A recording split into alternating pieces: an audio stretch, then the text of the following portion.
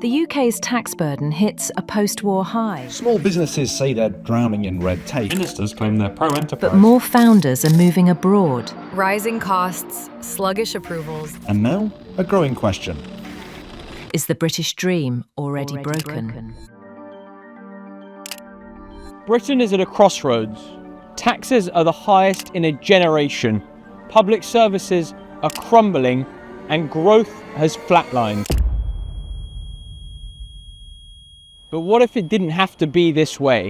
What if we could look across the Atlantic to the country that has outpaced Europe because it has created a political culture that celebrates enterprise and personal ambition? So we came to Washington to find out what Britain is missing and how we can change the narrative. This series is brought to you by the Institute of Economic Affairs in partnership with the Land of Opportunity. Americans for Prosperity, an excellent campaign model for what we're trying to achieve with the Land of Opportunity. Low taxes, low regulation, and a culture of freedom and dynamism, encouraging everyone from any walk of life to pursue their own American dream. We spoke to Tim Phillips about how he conducted his campaign, what he thinks about the culture here across the pond, and how we can bring that back home to Britain. But more importantly, what we were interested in, who exactly are these Americans against prosperity? Tim, the thing I'd really like to know is about your time running Americans for Prosperity. The thing that I'm really interested to know is what was that trying to achieve and why was it needed?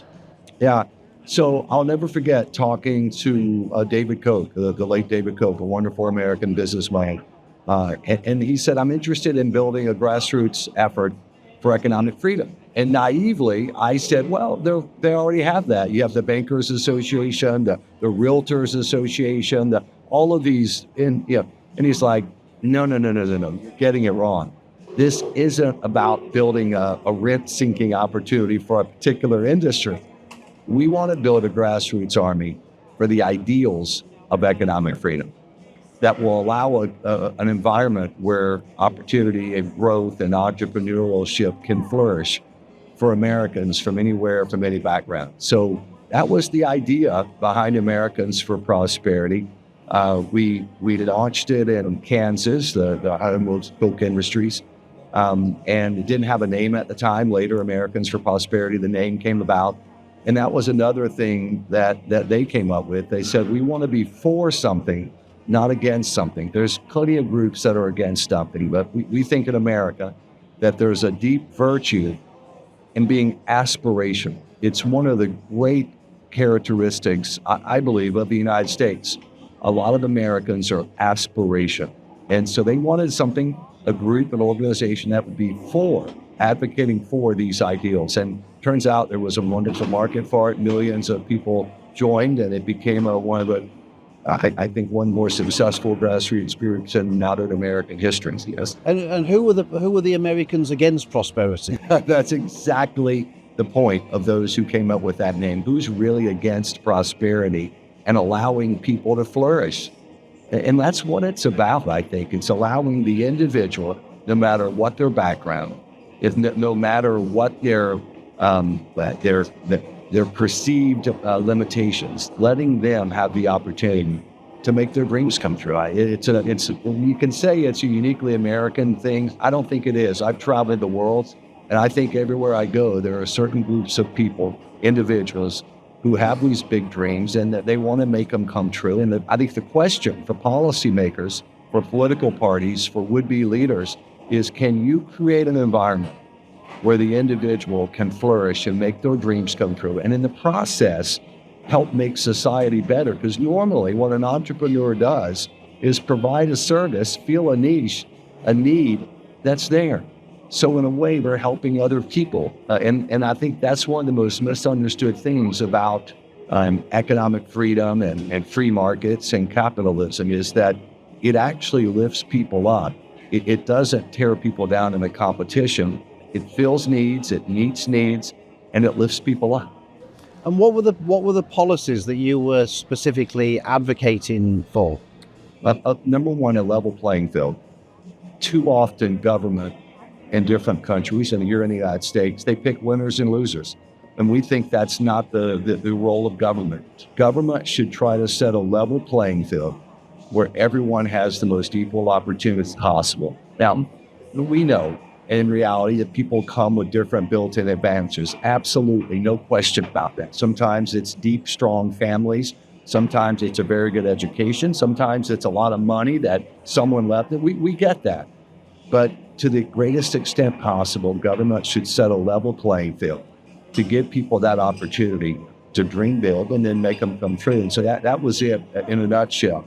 And it usually included stripping away needless regulation, government regulation, and red tape, getting rid of, frankly, set-asides, the effort on the DEI front that this administration in the United States is putting forward, in my view, is a good one. It's better when people are treated as individuals. That's a very American concept when you look at, and by the way, we got it from the Brits and the Scots. So it wasn't unique to us. But the idea is, let's judge people as individuals, not as members of some group based on ethnicity or on sexual orientation or skin color, but judge people as individuals. There's wonderful virtue in that. And I think, frankly, the American left and the left in other parts of the world have gotten away from that idea of treating people as individuals. And I think here in the United States, there's a revival. The Martin Luther King Jr. approach, Philip, was to not judge someone by the color of their skin, but by the content of their character. Those are the words of Dr. Martin Luther King Jr., one of the truly great Americans of that century or any century. And I think there's a renaissance in the United States to move back toward that. And when you were making the case for these things, who were you locking horns with? Who were the people who were arguing against you or trying to derail you? Yeah, it depended on the area and the issue. Most often, it were special interests who would lose something if their special niche was taken away, if the regulations that protected them were taken away. And sometimes they were Republicans. Where we started, Republicans controlled the House, the Senate, and the presidency, circa 2004, 5, 6. And they were happily spending money on wasteful projects. They were locking down reforms that would free people up. And we took them on just as much as we took on the Democrats. And then the Tea Party movement happened, and we were, I would argue, a significant part in helping it flourish and grow and giving it direction. And in that era, it was really opposing the Obama, bigger government campaigns. But it was traditional causes you would think about, cutting taxes across the board for businesses, for individuals, making them flatter, getting rid of a lot of the special carve-outs. And those are they're not unique to any party or ideology, the left and the right. And I say this as a conservative, but often some of the worst are right-wing groups who want to protect their special carve-outs. Well, no, we want a level playing field where everyone has the best shot possible and they're not having to swim upstream against difficult regulations or red tape from the government that are designed to give advantage to a particular interest group. So we fought that a lot.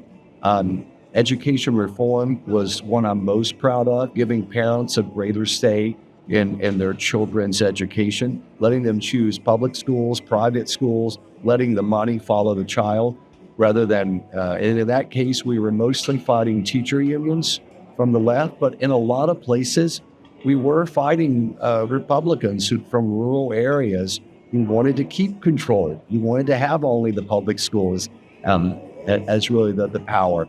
But education reform was big, tax reform. The Trump tax cuts of 2017 helped jolt the economy forward in a big way. They flattened tax rates, they lowered tax rates, they got rid of not as many carve-outs as we would have wanted, but a lot of them. And I do think those policies helped move us forward as a country.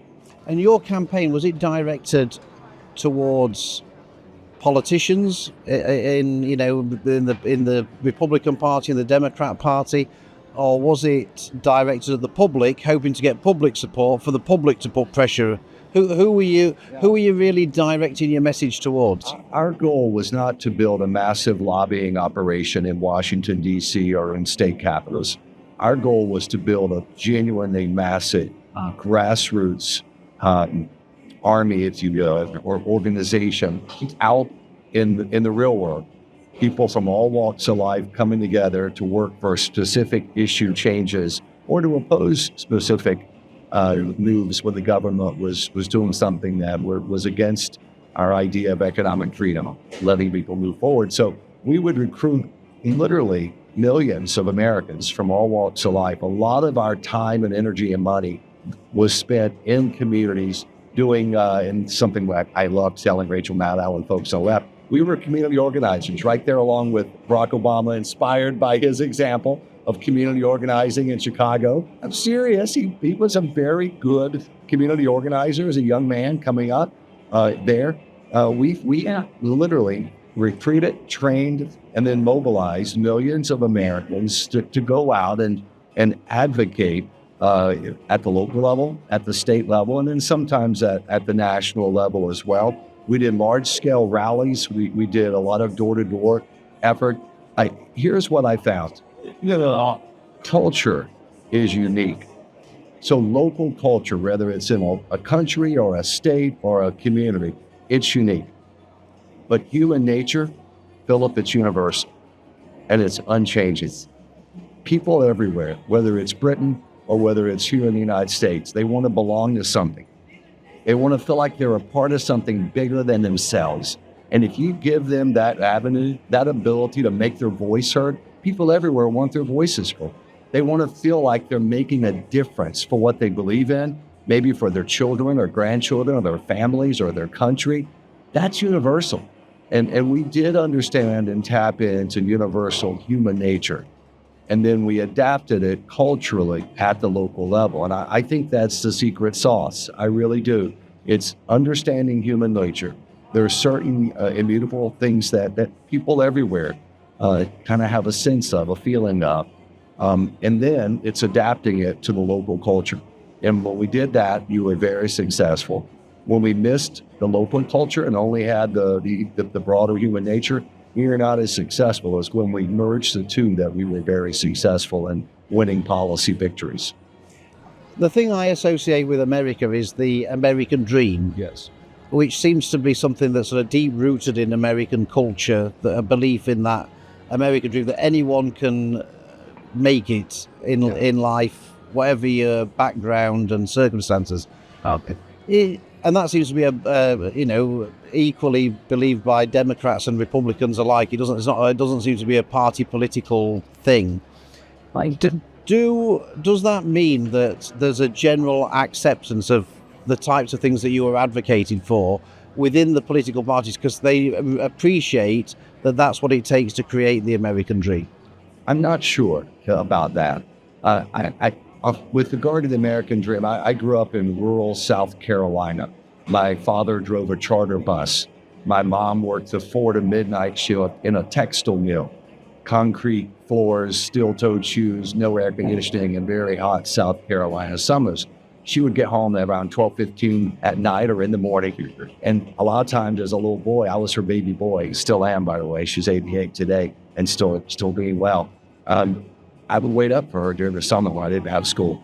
And those were some of the most precious moments. I sit on this little couch we had, and she would talk to me, and she had never gone to college, but she would say, "Tim, you live in the United States of America." She called me Timbo. Don't do that, Phil. Just call me Tim, okay? But she would say, "Timbo, you live in the United States of America. That means you can do anything. You can go anywhere. You can be anything because you are blessed by God to live in the United States of America." And she believed that with all of her heart. And she gave me that innate sense. And I think there's lots of folks growing up in the United States who get that from their parents or a grandparent or someone they love and someone that looks out for them. And I believe that, and I've instilled it in my 4 children. And I do think it's still alive and well. However, it takes a level of opportunity, I think, an environment in which you can make that dream a reality. And we're having very uneven growth in the United States. Texas, Florida, my home state of South Carolina, Georgia, Tennessee, those are the fastest growing states, both population-wise and economically by GDP standards. And the states that are not doing as well, California, New York, Pennsylvania, I would argue, and I want to be respectful about this, but those are states once growing, still giving that American dream opportunity. They're in the parts of the country where economic freedom is still valued, where you can start a business quickly and where the permitting process doesn't take forever, where you can actually build housing that gives people, a place to live at a reasonable cost. That's not in the blue states. I think it's one big reason why they're failing it. I look at the states that are growing. When you're in Texas, there's a feeling you can do anything. And I mean that in a good way. You can build something fast. You can have a tax structure that is understandable. The permitting structure for building a new building or getting a business going, just like that, you're moving. Same thing in Florida. Same thing to an extent in my state of South Carolina. And Americans are responding to that. And the world is responding to that. Most immigrants, a lot of them are wanting to go to Texas or wanting to go to Florida. Well, within the United States, there's enormous shifting of people moving from states like New York and California to places like Florida and Texas. And I think I'm happy for those states that are growing, but Philip, I don't think it's necessarily healthy for our country. I think we need broad, uniform growth. And so I genuinely hope, and I think there's a movement on the left. Ezra Klein is helping lead it. It's worth looking at to find out why in blue states can't we build stuff? Why is housing lagging so much in California, New York, and Minnesota? Why are we losing population in so many places that we, meaning the Democrats or the left, control? Ezra is on to something, and he's courageous. Bill Maher did a piece with him just a couple of weeks ago. It takes courage because they're attacked by the chic left, the far left, that has kind of taken hold of that Democrat party and much of the culture in those blue states as wannabe industrialists, wannabe, free market Republican types. But the work Ezra is doing, and Bill Maher is doing, is shine a light on it. I think it's important for the country because candidly, I'm a Republican and a conservative. I want my areas to do well, but I know down deep, it's better for the United States of America if we're rolling across the grid. Well, when you were Americans for Prosperity, what was it that would your opponents attack your policies, or would they try and attack your organization, like sort of playing the man rather than the ball? Would you be dubbed as sort of Americans for the rich, Americans for the privileged? Yeah. And did you get a lot of? They did. They called it jiffy populism. AstroTurf was another favorite word. So it's made up at grassroots. It's not real grassroots. And you could either, we had a choice, we could either vociferously just spend our time denying all of that, which we did say it's silly, it's rubbish. Or more importantly, we could just keep building grassroots strength. Because when you're doing rallies with thousands of people, when you have hundreds of people showing up on Saturday mornings to go knock on doors to spread the message in key legislative districts on an issue, when you're actually making a difference at the community level with passionate and well-trained grassroots activists, those attacks don't matter much anymore. So that's what we learned to do was, there's an old American saying, don't stop to kick every barking dog. Let some of them just keep barking and you just keep building. And that's what we tried to do, was just keep building. I think that's advice for any party and movement. The attacks are going to come if you're successful. Welcome them. That's a good thing for you. It means you're successful. Don't spend a lot of time necessarily in detail responding to those attacks. Do and give your answer, but just keep building. Because if you're building something as a movement, as an organization, as a party, your growth will typically outpace the attacks coming against you. And did the Tea Party grow out of Americans for Prosperity then? Was it? I think the Tea Party was a genuine moment in time that responded to the Obama administration's guide of historical standards, an enormous explosion in government spending and regulatory power. I think the Tea Party was genuinely a spontaneous reaction. I think what we did and other groups did was provide a foundation to give it rocket fuel, to let it take off even more strongly and to help perhaps shape it in constructive ways. I think that is probably what we did. What really lit the fuse for it was the very first spending bill, the stimulus bill that Barack Obama put forward in 2009 with then Speaker Nancy Pelosi. It was the first $1 trillion bill. Now, $1 trillion today is quaint, right? Oh, how quaint. It's only a trillion. Back then, that was our first ever $1 trillion spending bill. And it really captured a moment in time. And it provided the spark that launched the Tea Party movement. And then Americans for Prosperity and other freedom-oriented groups that had been building for years were able to help shape and provide a good foundation. But we did not cause it or create it. And just finally, Tim, this campaign is a bit like Britain's for Prosperity, really. It's trying to achieve similar things. Is there any advice that you'd give to the UK for what we should be doing in order to try and replicate what you did back in the day? No, the Conservative Party is the most venerable party, and it's kind of the grandfather for so many other conservative, or grandmother for so many conservative and parties on the right. And I don't like seeing it struggling the way candidly it seems from afar, just as an American looking across. I don't pretend to know the ins and outs of British politics, but I follow you. I'm fascinated by the UK, always have been. It's tough to see it struggling in all candor. And I believe, and I say this humbly, it perhaps lost its way a bit on the issues. But Ronald Reagan, who really launched me into politics as a kid, I was young, back in the 80s. I know that's a long time ago. But Reagan had a saying. He said, look, we're offering bold colors, bold change, not pale pastels. And when I've watched in the last decade or so, sometimes it's felt like, and again, I say this respectfully, that the Conservative Party, a party I venerate, I deeply respect, and some of my favorite figures in political history have come from that party, literally. I feel like it became more pale pastels. I think about this. If you had told me a decade ago, well, UK will do a net zero emissions, I would go, oh, well, those darn laborites. No, it was the Conservatives that did it. Are you kidding me? I mean, I look at electricity prices in the UK. I'm there, and I talk to Brits when I'm traveling, either for some work projects or if I love to come as a tourist.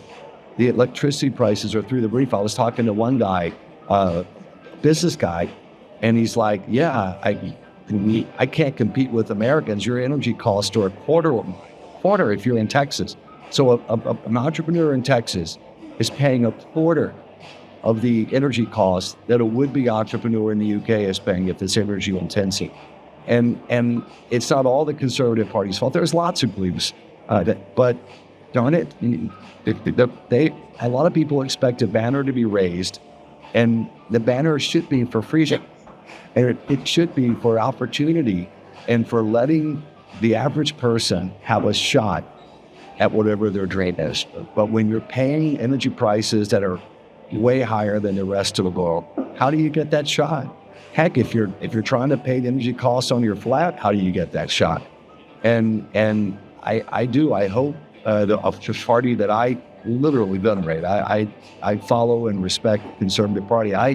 I hope they kind of get their mojo, and I think it starts with genuinely getting rid of pale pastels. It doesn't mean being angry and shouting at everyone. It just means offering genuine reform that connects with the average man and woman, and that gives people a reason to come there. The land of opportunity isn't just a place, It's a mindset, and we believe Britain can get back there again.